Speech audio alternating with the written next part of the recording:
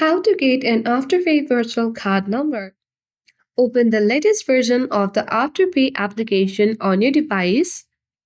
And once it opens, select the card tab at the bottom of your screen of your app. You will get the information about your Afterpay card, the card number, and the security code. What if I am not unable, or what if I am unable to see the Afterpay virtual card number? If you do not see details about your card, contact the Afterpay support team. To communicate with the support team, select the help option in your email, or you can also email on info@afterpay.com. Email or the Afterpay website at afterpay.com.